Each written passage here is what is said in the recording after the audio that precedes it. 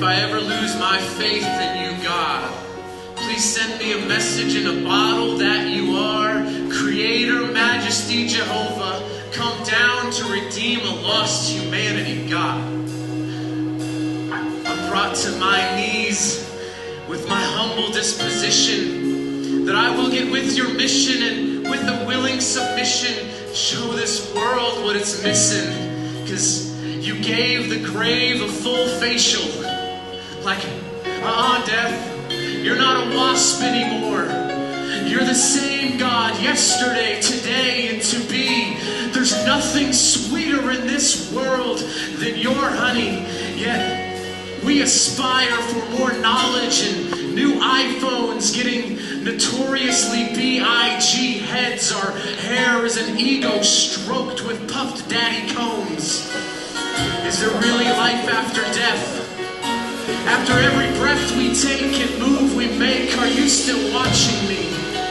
And then when I think upon your divine infinity, I'm humbled, I'm awed, and I see my human infancy. In the fetal position I crawl, but with gentle tendency, I see you created my jaw, bone marrow and tendons. See, I forget how big my daddy, Papa, and Creator is.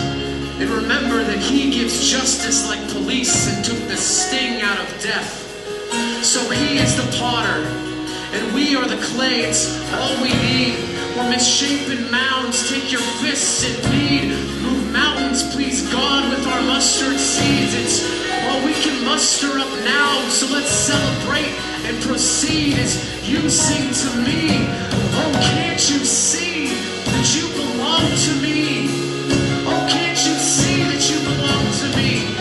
I went to the cross of Calvary and beat back the grave for all eternity. And this leaves me so hypnotized by the fact that you were scorned, rejected, and laughed at, yet endured sin on your cross like a backpack, took death back from Satan and said you can't have that. Came to set the captives free. Jubilee is where that's at. You're out of the grave, so I'm on Facebook and Instagram and hashtag that.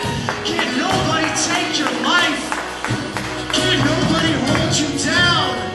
You died, but now you're living. So church, let's proclaim this truth with one voice for the one God whose one choice broke sin's bonds. He is risen, church.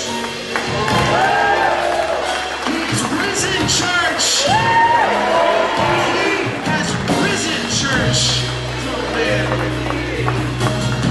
So as we continue to worship, we want to give God the last word. In 1 Peter 1:17 through 25, we read, since you call upon a Father who judges all people according to their actions without favoritism, you should conduct yourselves with reverence during the time of your dwelling in a strange land.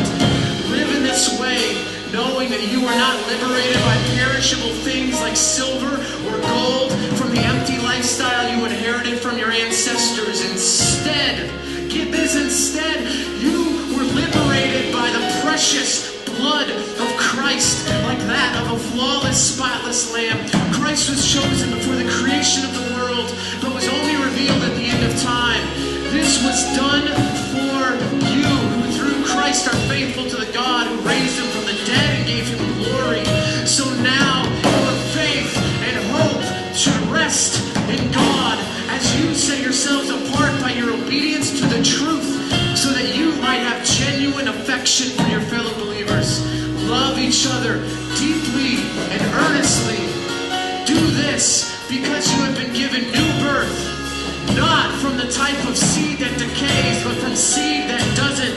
This seed is God's life-giving and enduring word. Thus, all human life on the earth is like grass, and all human glory is like a flower in a field. The grass dries up, and its